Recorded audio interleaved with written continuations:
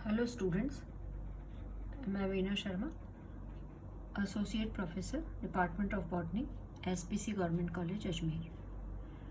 हम अपनी lecture series में इन दिनों एनवायरमेंटल फैक्टर्स के बारे में पढ़ रहे हैं, जिसमें एडेफिक फैक्टर सॉइल के बारे में हमने अभी तक कुछ पढ़ा और सॉइल कॉम्प्लेक्स के डिफरेंट कंपोनेंट्स के बारे में हमने पिछले लेक्चर में चर्चा की थी, जिसमें हमने soil water, soil air, soil temperature, soil mineral matter, इनके बारे में हमने डिस्कशन किए थे। नाउ अगला जो सॉइल कॉम्प्लेक्स का एक इम्पॉर्टेंट कंपोनेंट है, that is soil organic matter, जिसके बारे में हमने थोड़ा पिछले लेक्चर में पढ़ लिया है, जिसमें सॉइल ऑर्गेनिक मैटर जो है वो क्या होता है, कैसे बनता है और उसका क्या रोल है प्लांट की ग्रोथ में, उसके बारे में हमने थोड़ा बहुत पढ़ा था, जो प्रोसेस के बारे में।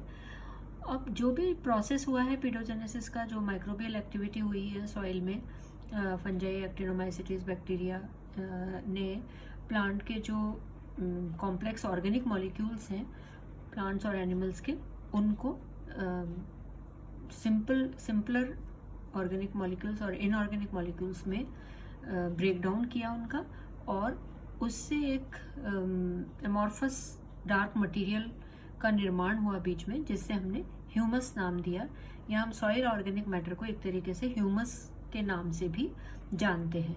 और इसका ह्यूमस का क्या रोल है, ये इसका क्या न्यूट्रिशनल स्टेटस है, इसके बारे में हमने बात की थी।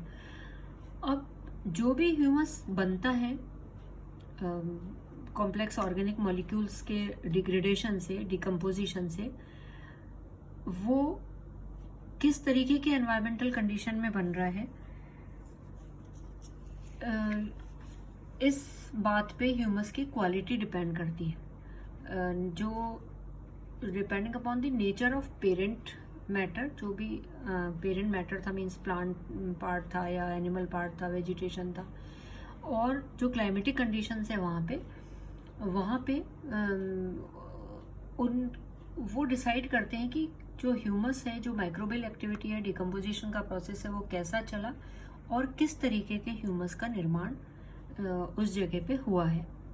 तो ह्यूमस की जो नेचर है, जो क्वालिटी है, उसके हिसाब से ह्यूमस दो तरीके का डिस्टिंग्विश किया गया है। दो तरीके का ह्यूमस पाया जाता है, एक होता है मोर ह्यूमस और दूसरा होता है मल ह्यूमस। और ये जो नाम है ये 1800 के आसपास मुलर ने दिए थे। तो पहले हम मोर ह्यूमस के बारे में पढ़ेंगे। मोर ह्यूमस का मतलब पुअर ह्यूमस, या इसको हम रॉ ह्यूमस भी कहते हैं। और ये ऐसी जगह पे डेवलप होता है, बनता है, जहाँ पे सॉइल का पीएच जो है वो एसिडिक होता है या लोअर साइड में है, 3 से 3.8 से 4 के आसपास पीएच रहता है। दूसरी जो कंडीशंस हैं इस तरीके के ह्यूमस के बनने में, वो हैं जैसे मॉडरेट रेन हो, ठीक ठाक हो जाए बारिश, सॉइल में न्यूट्रिएंट की डेफिशिएंसी हो, ज़्यादा न्यूट्रिएंट नहीं पाए जाएं, या जो पेरेंट मटेरियल है वो वेल ड्रेन्ड हो, उसमें पानी की मात्रा हो, तो वहाँ पे मोर ह्यूमस डेवलप होता है। माइक्रोबियल एक्टिविटी स्लो डाउन रहती है, और क्योंकि एसिडिक सॉइल्स हैं। और ये जो ह्यूमस है वो कॉम्पैक्ट ह्यूमस है, टफ ह्यूमस है, मतलब बहुत थिन लेयर में है और बहुत कॉम्पैक्ट है, टफ है, ब्राउन कलर का है, और इसमें जो प्लांट पार्ट या एनिमल पार्ट है वो कई बार पहचान में आ जाते हैं, या ये रिकॉग्नाइजेबल फ्रेगमेंट से बना है। जो सॉइल है, जो एसिडिक नेचर की सॉइल है, पॉडजोल सॉइल है, वो ऑर्गेनिक मैटर का जो डिकम्पोजिशन है उसको स्लो डाउन कर देती है, जिससे जो मिनरल्स हैं, जो ऑर्गेनिक मॉलिक्यूल्स बने हैं, वो लोअर लेवल में डिपॉजिट हो जाते हैं, और ये जो ह्यूमस बनता है इसको कॉमनली पीट या मक के नाम से जाना जाता है। दूसरी टाइप का ह्यूमस जो डेवलप्ड ह्यूमस है, रिच ह्यूमस है, उसको मल ह्यूमस कहा जाता है। और मल ह्यूमस की विशेषताओं में हम ये कह सकते हैं कि ये ऐसी पीएच पे बना है सॉइल में पीएच की वैल्यू 5 या 5 से ज़्यादा होती है तो मल ह्यूमस बनता है। मल ह्यूमस जो है वो न्यूट्रिएंट में रिच होता है और ऐसी सॉइल में जहाँ मल ह्यूमस बन रहा है वहाँ पे अर्थवॉर्म्स वगैरह जो एनिमल्स हैं वो ज़्यादा होते हैं, उनकी मात्रा ज़्यादा है, माइक्रोब्स ज़्यादा हैं और उनकी एक्टिविटी भी ऑप्टिमम लेवल पे होती है क्योंकि ये फाइन टेक्सचर्ड सॉइल में बनता है जो न्यूट्रिएंट रिच होती है और ज़्यादातर जो फॉरेस्ट हैं उनमें इस तरीके का ह्यूमस देखने में आता है। तो ह्यूमस जो है वो एक तरीके का एमॉर्फस कोलॉइडल मटेरियल है जो मल ह्यूमस है और ये फुल्ली डिकम्पोज्ड होता है, ये मतलब आइडेंटिफाई नहीं हो सकता और ये मिनरल पार्टिकल्स हैं सॉइल के उनके साथ ये अच्छी तरह मिल जाता है with the help of soil organisms. तो ये जो कंडीशंस हैं वो मोर ह्यूमस से ज़्यादा अच्छी फेवरेबल कंडीशंस हैं और जो माइक्रोब्स हैं वो ऐसी कंडीशन में रैपिड डिकम्पोजिशन करते हैं।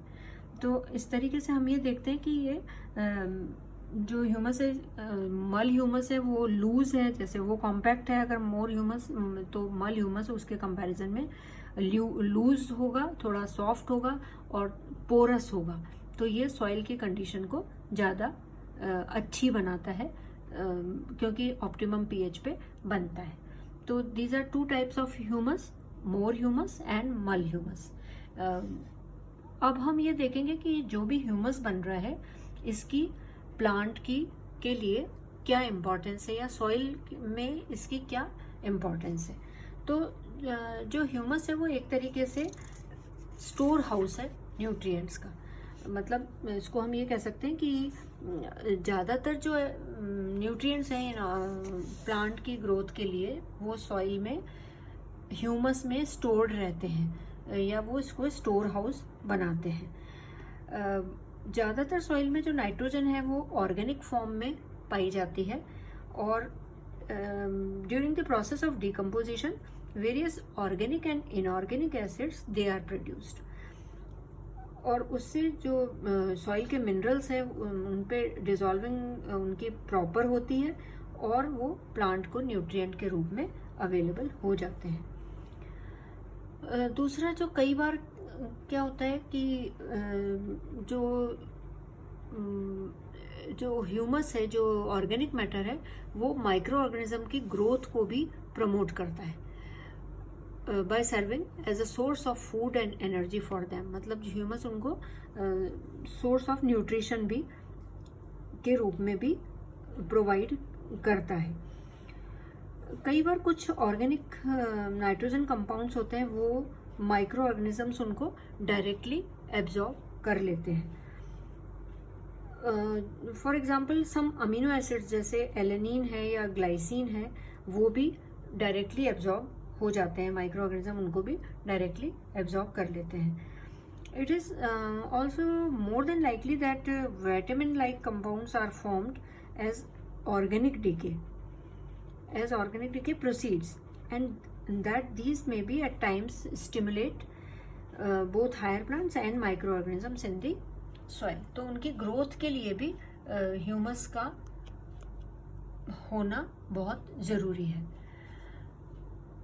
अगर हम इसके इसकी महत्व की बात करें तो जो ह्यूमस है वो डिफरेंट टाइप की सॉइल में इसका अलग रोल होता है। जैसे सैंडी सॉइल है तो उसमें ये वाटर होल्डिंग कैपेसिटी को बढ़ाता है। सैंडी सॉइल की क्योंकि हम जानते हैं वाटर होल्डिंग कैपेसिटी कम है तो ये उसमें पोरस होने की वजह से उसके पार्टिकल्स के बीच में इनकॉर्पोरेट हो जाता है और सॉइल की वाटर होल्डिंग कैपेसिटी बढ़ाता है। दूसरा ये वाटर के रन ऑफ लॉसेस को कम करता है क्योंकि सॉइल के पार्टिकल्स की बाइंडिंग ह्यूमस की वजह से बहुत अच्छी हो जाती है। तो जो सरफेस रन ऑफ के रूप में पानी मिट्टी को लेके बह जाता है या हम ये कह सकते हैं सॉइल इरोजन हो जाता है, उसको जो पानी के द्वारा सॉइल इरोजन होता है उसको ये कम करता है।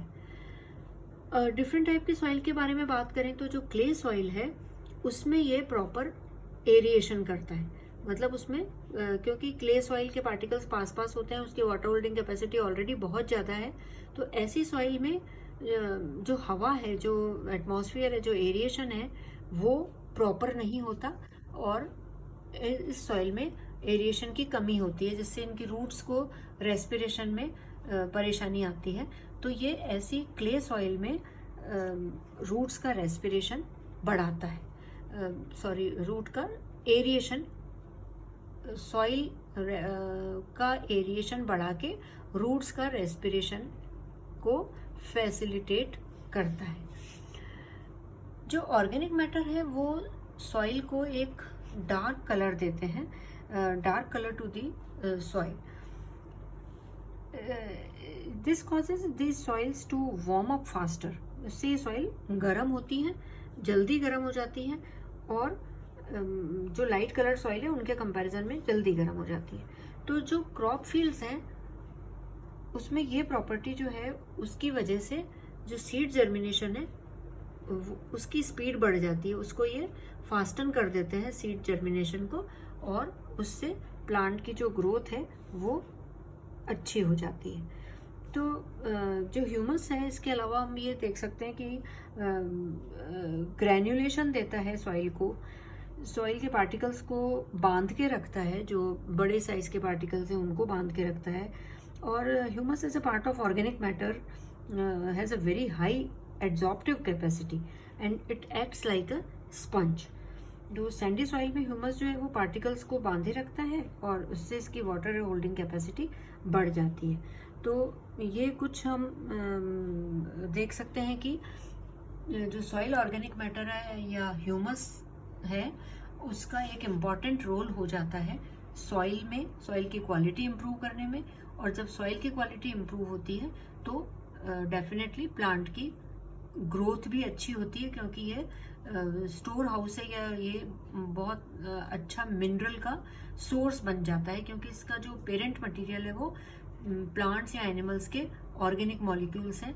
तो ये सारे न्यूट्रिएंट इसमें मिलते हैं, और जिस सॉइल में ह्यूमस का अमाउंट ज़्यादा होता है वो सॉइल हमेशा बहुत प्रोडक्टिव सॉइल होती है। Thank you very much.